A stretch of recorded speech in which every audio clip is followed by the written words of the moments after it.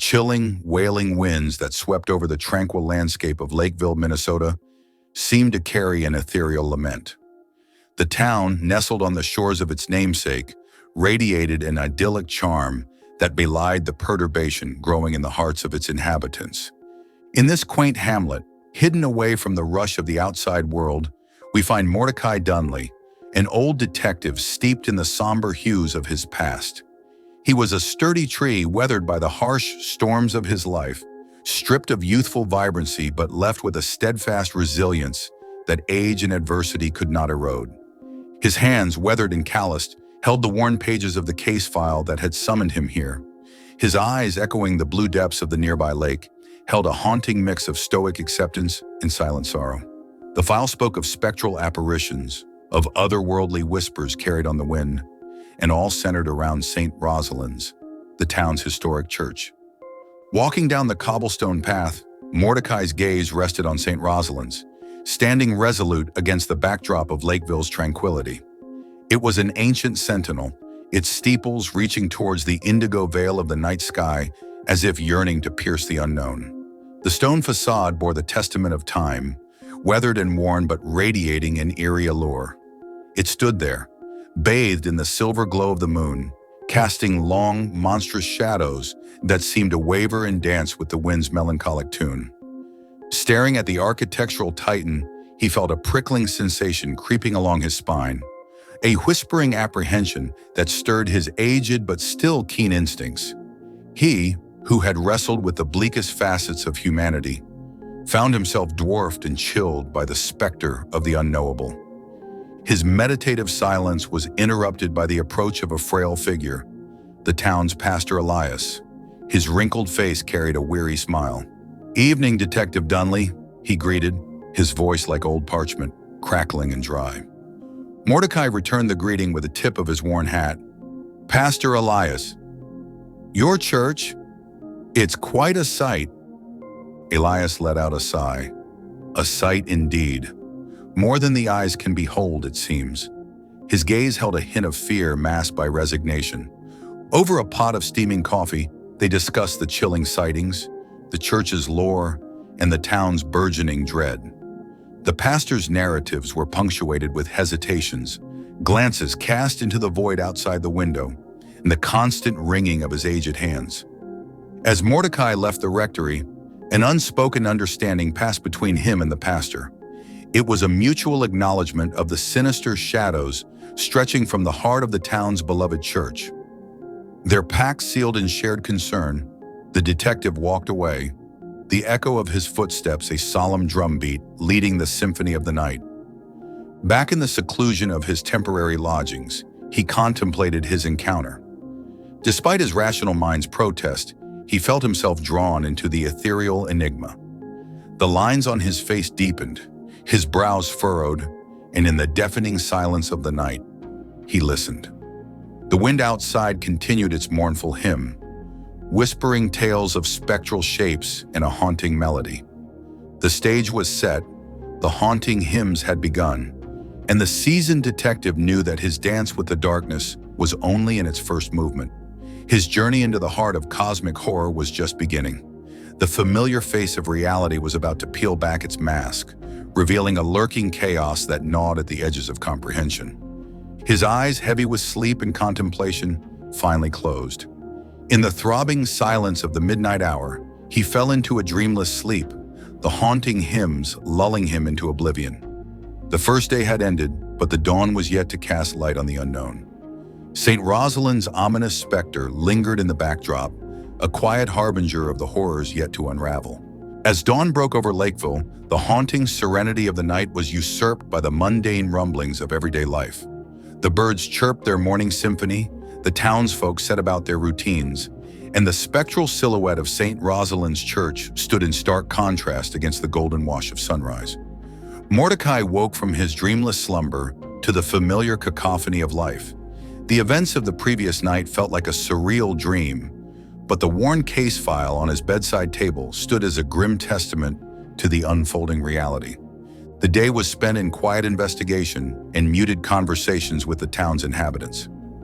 Each interaction was a dance around the topic of spectral apparitions, with fear and unease reflected in the townsfolk's averted eyes and hesitant words. However, he noticed something more, a pattern that tied their fears to a set of cryptic chants unique to St. Rosalind's. These hymns, as he learned from a reticent choir mistress, were composed by the church's enigmatic founder, Father Hale. The hymns were sung only within the sacred bounds of the church, an echo of its history whispering through the ages. The hymns were enshrined in a centuries-old tome, passed down through generations, its pages yellowed with age and fragrant with the scent of antiquity. The day's investigation deepened his sense of unease. The feeling of being watched persisted, clinging to him like a second shadow. Each chant and every whispered tale added another stroke to the mounting dread building within him. Then came a shattering intermission in this slow-building symphony, an urgent telegram from his housekeeper back home. His daughter, a beacon of hope and light in his weathered life, had fallen mysteriously ill. With his heart heavy with the sudden onslaught of worry, he retreated to the solitude of his room. He found himself torn between his duty to this quaint town and his growing concern for his daughter.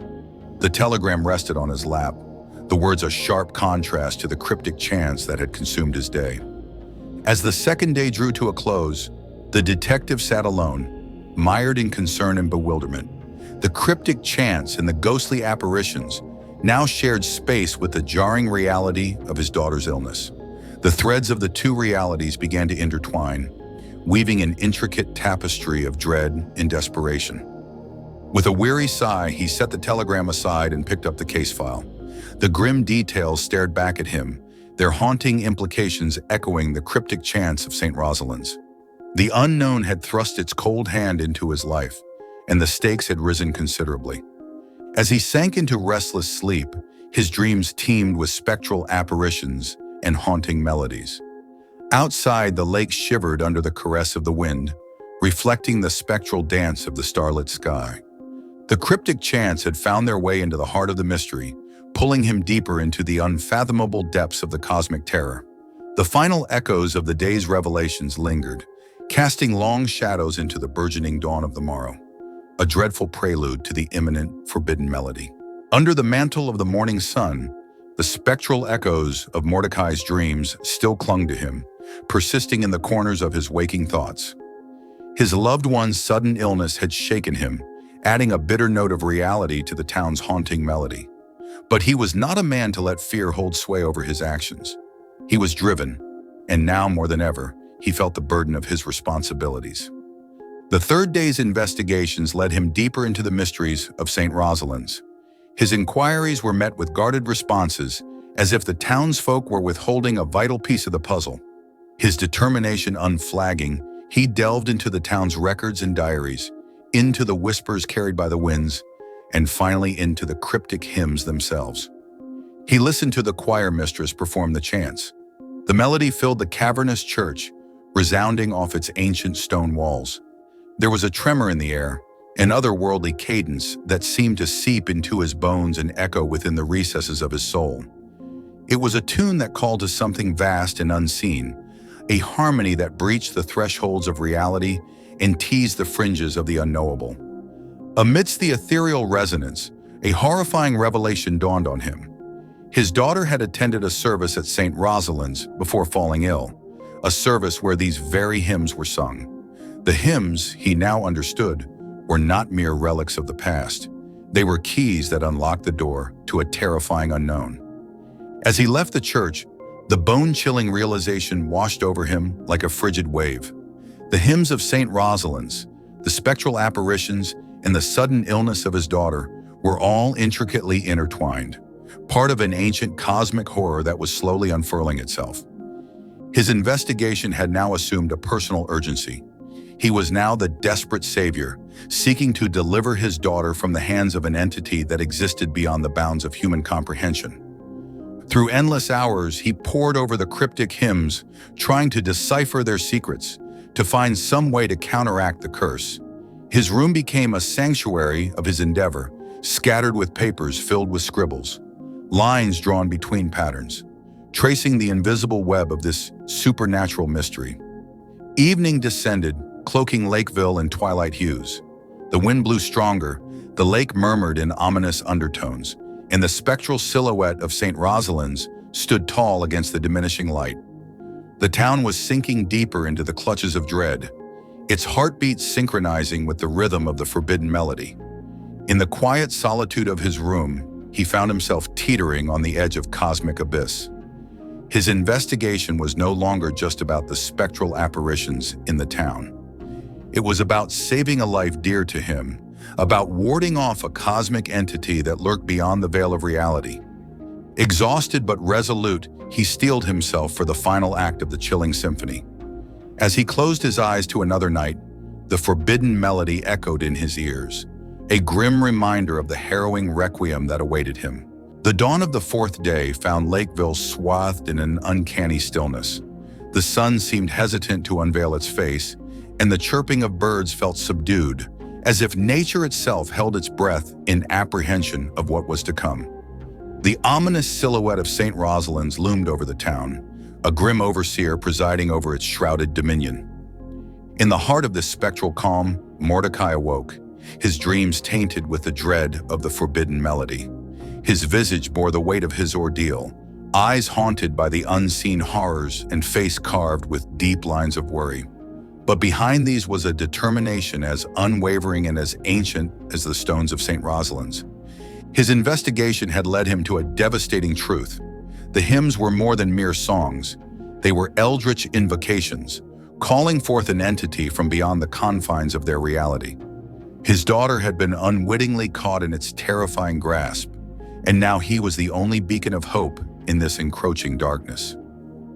This day was not about interviews or exploring dusty records. Today was about a confrontation, a showdown between human resolve and cosmic horror. With the cryptic hymns etched in his mind, he walked towards the church, his steps echoing the somber rhythm of a funeral march. As he entered the nave, the air turned cold, and a creeping unease shrouded him. The hymns resonated in the hollow expanse, their echoes seeming to rouse the ancient stone and wood around him. A chill ran down his spine as he felt an unseen gaze upon him, a presence that lay beyond the boundary of his senses, a monstrosity that defied comprehension.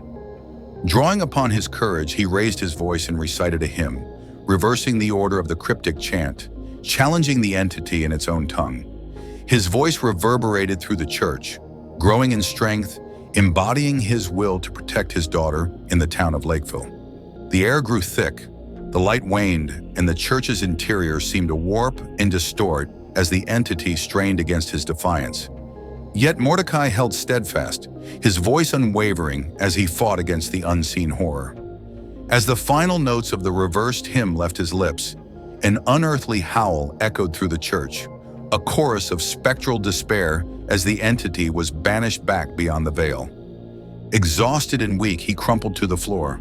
The cosmic horror had been quelled, but the ordeal had taken its toll. His breathing grew shallow, his heart pounded in his chest, and as the peace settled in, his life quietly slipped away.